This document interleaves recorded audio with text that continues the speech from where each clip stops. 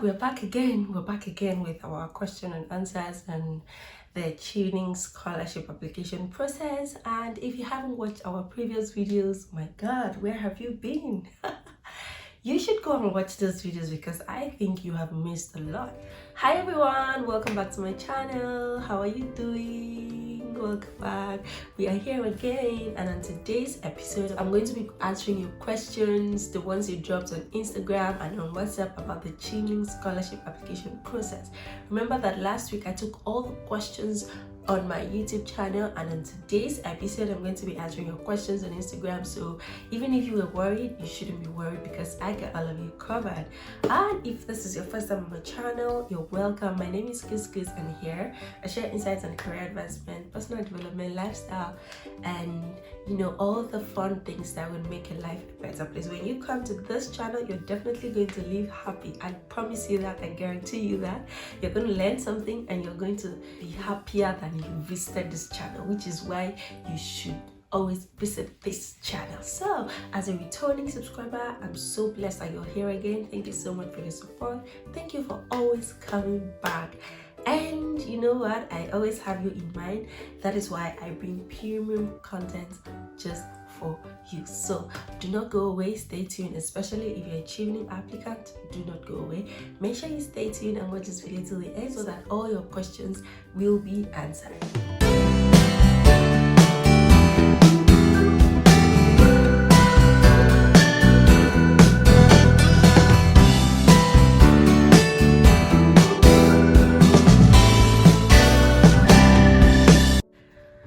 Okay, so Cuckoo PJ says, quick one please. Do you apply to the UK school first for admission before you apply for the Chevening scholarship?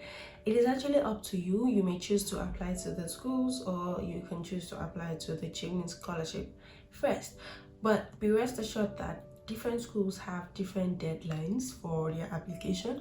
So for instance, if you want to go to ABC University, and ABC University have their admission deadline as 30th November, you definitely have to apply before 30th November. So the schools have their deadline as well as Chevening application.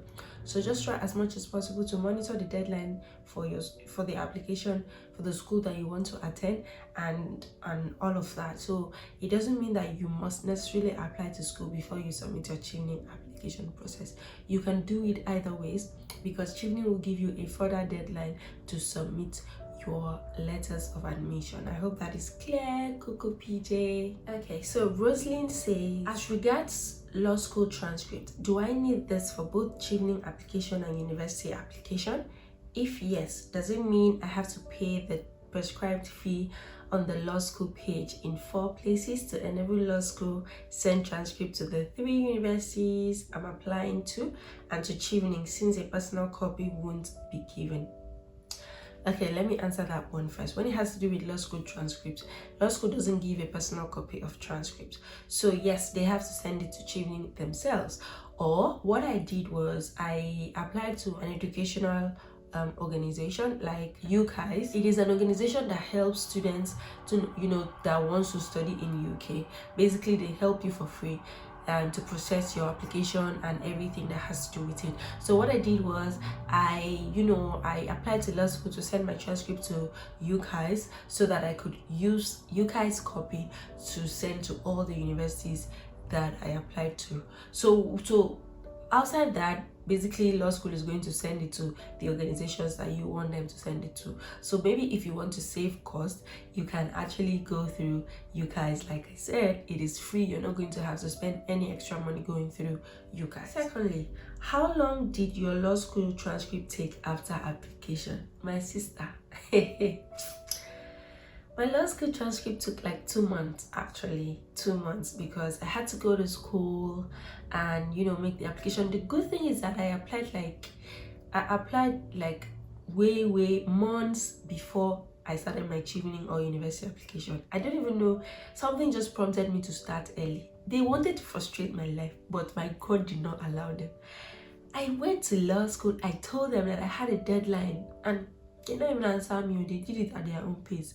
But I feel like maybe something can be done about it. Maybe just try and make sure that you follow up.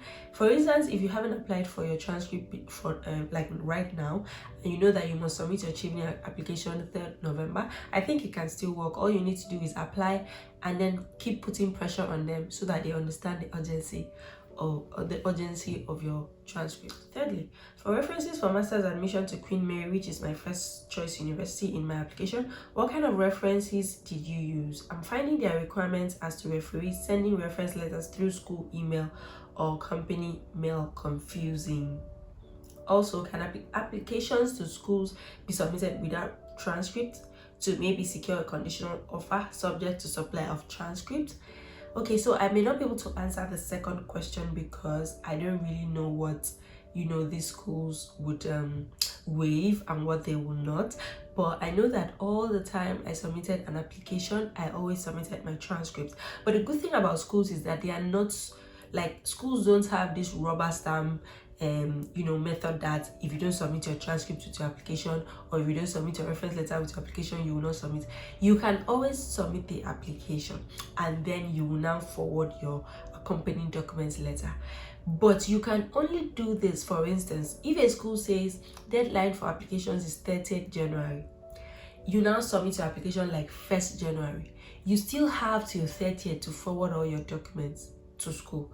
But if you now submit like 30th January, which is the deadline, I don't think you will have any opportunity to now forward your documents except you want to try. So I hope I've been able to answer that question. So if you don't have your transcripts and you want to go ahead and apply to a school, go ahead and apply, but make sure that before the closing date of the application, you're able to supply all the documents that they need. For your first question that has to do with referees, schools always require that your referee send the reference letter using an official letterhead. For instance, if it is a dean of law that is supplying my reference, the dean of law must use the faculty of law letterhead, showing that, oh, University of Uyo, faculty of law, office of the dean of law.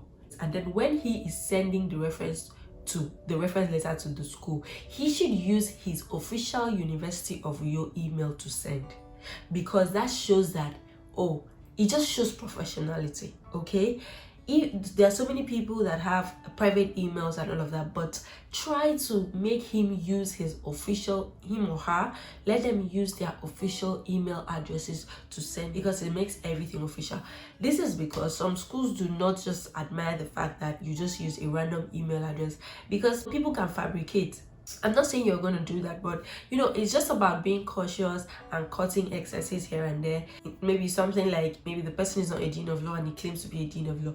When you use a letterhead showing your position and an official email, it is very easy to contact you and all of that. That is why schools always prefer that you use the official letterhead and the official email to write your reference letter. When my boss wrote me a reference letter, my boss used the official letterhead of my organization. He did not use his private letterhead, he did not use his private email, and he also provided his official, email address of the organization. That makes it professional. So that is what they basically mean by let your referee use an official email and an official letterhead. I hope you understand the response. I hope I've been able to clarify this to you, Rosalie. Rosalie has lots of questions. So when it has to do with reference letters, I'll advise you that when you contact your referee, let your referee give you multiple copies of letters so that you can use it to apply to all the schools that you want to apply. It doesn't make any sense. It is not palatable that every single time you want to make an application, you go back to your referee. These people are busy people. So I usually advise that if you know the particular school you want to use your reference letters to, fine, let your referee address it to the school, okay, to the admissions unit of the school, plus a copy of the reference letter. If you're getting a reference letter for Chevening, let your referee address the reference letter to the Chevening Secretariat as well. But then always have a free copy, a copy that is addressed to whom it may concern, so that if something comes up urgently, you can quickly just take that reference letter and submit. In fact, most of the reference letters I submitted were addressed to whom it may concern, and it did not jeopardize my chances of getting an admission or the scholarship. So basically that is it. And except for those schools that demand that your referee now comes to their website to upload the reference letters, that one is basically different. So that's basically what I would advise you. Always get a free copy, address it to whom it may concern, so that you may use it in times of emergency and you don't always have to go back to your referee to get reference letters. I am applying to 3 different universities. Do I need 3 different reference letters? Like I said, it is either you get your referee to address reference letters to the 3 different schools, or you address it to whom it may concern. I don't think it will really jeopardize your chance. Okay, so that answers Rosalyn's question. Like, Rosalyn's question can just give me headache right now. Which kind of phone I get like this? So it's going to off. Hell, wahala day. Okay, so these other questions are random questions that I just I gathered from different sources. I may not be able to mention their names right now, so I'll just go ahead and answer the questions. Is it only people with 2-1 that can apply? I think I've already answered this question. You can apply for the Chevening scholarship with any grade at all. All you need to do is just make sure that you prove leadership capacity and your ability to cause a change in your environment. If I don't want to return to Nigeria, can I apply? No. No, no, no. You have to return to Nigeria for at least 2 years after your master's degree.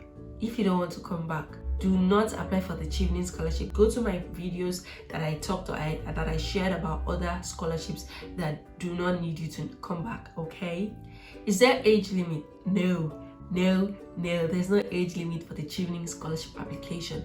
A 60-year-old woman had secured the scholarship this year, so there's no age limit. Please, I'd like to ask, this issue of international English certificate that these schools are asking, how will I be able to get it? Is there no waiver to it? There are some schools waive the requirement, other schools do not. Some schools have alternative requirements. Some schools will accept your WAEC certificate if it is not older than maybe 3 years. Some of them will say if it is not older than 5 years. Other schools will accept a letter from the registrar of your university stating that your course, your undergraduate degree was wholly, taught in English. Other schools will not even waive it at all. They need the English language certificate exam. So it depends on the schools that you're applying to. Read their requirements, and even sometimes, even when they ask you for the English test, they still have their scores. Some schools will say you have to score like 7.5 overall. Others will allow you to submit a certificate that shows just 5 points. So it's not really about the IELTS. We also check the scores that are required. So if a school insists that you have to submit an English language test, then you have to register for this test and you have to write it. There are different test centers in Nigeria, and you just go to Google, type IELTS in Nigeria, their websites will come out. I'll probably just put the websites in the description box so that you will know how to go about it. So if they insist that you must write an English test, you must write. And then this test, like I said, they are not cheap. Like IELTS last year was about last year or early this year, it was about 75,000 naira. So they are not cheap. So you have to research the schools and their requirements. If you don't want to write this test, then look for a school that waives the requirement. And second, what is the correct address that reference letter should be forwarded to? If you have samples, I will appreciate it. So like I said, address it to the school that you want. Address it to the admissions team or admissions unit of the school that you are applying to. Most times you will see their addresses in the emails that they send to you, or in their in their websites. You will always see their address. On the other hand, you can just address it to whom it may concern. Then work experience. I had read some articles that it has to relate to the course you are applying for, and your career plan has to fit your work experience too. Can you share insights on this? I'm not going to say that your work experience must necessarily relate to your career plan, but the essence of the work experience is to show what you have been doing over time, the changes that you have been driving or that you have been doing over time, things that you have done over time. It doesn't necessarily mean that if I practice, because I'm a lawyer, that I cannot now come and say I want to go and study economics. if I show reasons why I need to study economics, then I'll be allowed to study economics. So there's nobody that says that your work experience must be tied to the course that you want to study. All they need to see is that you are able to show reason why you really need to study this course, why you feel like that is the best course for you. You must be able to convince them before they can fund you. Please, on the transcript, did you use student transcript, unofficial or official, and did you include law school transcripts? You will have to upload all the transcripts of the undergraduate studies you have undertaken. And yes, I didn't use student copy. I wanted to say I used student copy. I forgot that I sent my transcript to you guys. So no, I did not use student copy. So if I haven't answered your question, I'm so sorry. I think I've not seen it. So please, if at the end of this video I haven't answered your question, please do well to drop it in the comment section and I'll definitely answer it. I'm so sorry. It seems I've missed a lot of questions because these questions started coming like 3 weeks ago. Can I use my law school results for the scholarship application? If yes, do I need to apply for the transcripts and how? Yes, you have to use your law school results. Just go to the law school website and you will see how to go about applying for your transcripts. Okay? Benedicta says, please ma, my question is, how can one check what international students are saying about your choice of school, as this is required under why the UK school and course? I don't know if I really understand that question, but if if you want to check what international students are saying about your school, probably Google your university and probably say reviews for, okay, so just say international students reviews for ABC University. You'll probably see something. You can go to YouTube as well and Google the name of your university and you will see what international students are saying about it. What else can you do? You can check social media pages of people that have gone to your university. You'll probably see reviews from them and you can also message them. Another thing that you can do is go to LinkedIn and type the name of your school, and then after your school's page is out, the students that are attending that school that have put it in their profile, they will pop up. You can actually interact with them directly, ask them what do you think about my school, what are they, you can actually ask them about it. If you want to know about my school, you can ask me. So basically that's how you know what your school does. And after you should also exhaust the website of your school, and then they always have international student section. You can just read everything about it and I'm sure you will get to know stuff. Read about your department. If you have questions, you can email the lecturers, the student advisors. There are so many ways you can get to know your school and what you should know about them. There are so many ways. Just explore. Okay, so Julius says, for PhD, is it necessary to submit a BSc transcript together with an MSc transcript, or only MSc is required?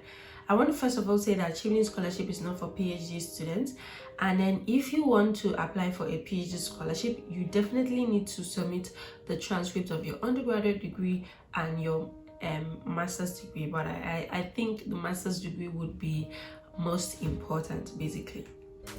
Okay, so I think I've exhausted the questions. Like I said, if you haven't answered your question, do well to drop it in the comment section and I will do well to answer. I think I have missed some of the questions.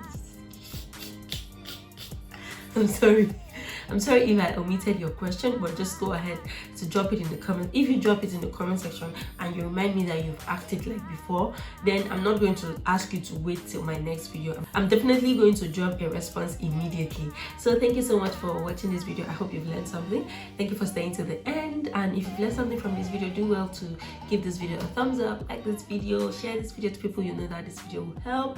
And how are your applications going? I hope that your essays are ready. I know that I've gotten so many requests to review essays. I'm so sorry guys, I can only review a few. I can't, do you know how many people have asked me to review essays? It means that I'll have to take up a full-time job just to be reviewing essays. I'm so sorry if I cannot review your essay, but make sure that you always give your essay to a second eye to look at, because the errors you cannot see because you are so familiar with your writing, you're so familiar with the thing that you have written. You may not be able to spot out some errors, always make sure that you give your essay to a second item to review. I know that I've spoken to some people that after they requested that I review their essays, and I say, oh, I'm so sorry, I don't have the time anymore to review. They say, oh, I'll just go ahead and submit. Do not just go ahead and submit. Give it to a second, a third eye to look at that essay and point out the errors that you cannot see with your eyes. Okay, I hope you've learned something from this video. Do not forget to follow me on social media. Instagram is I am Couscous, Facebook, Twitter, and LinkedIn is Kuseme Ise. And follow me, subscribe to my channel if you're yet to do so. If you have not subscribed to this channel, I assure you that you are missing so much already. Please subscribe so that whenever I post, you will not miss out. And then also remember to ring the notification bell so that you will always get notified once I post any new videos. Thank you so much for your support. I see the subscription. We are heading to 1,000 subscribers. In fact, let this video get us to 1,000 subscribers. Let this value get to other people. How can you do this? You can do this by reposting this channel. You can do this by sharing the link to this channel to your contacts. Just put the thumbnail on your status. That is how you spread the good news. That is how we continue to add value to a large number of persons. You cannot just keep the value to yourself because it is not fair. So spread the good news, share this channel, share the content to people that you know that it will help, so that we can expand this industry and move it to the permanent side. Thank you so much for staying tuned to this channel. I hope you learned something. Do well to keep watching other videos of mine, and I will catch you in my next video. Bye.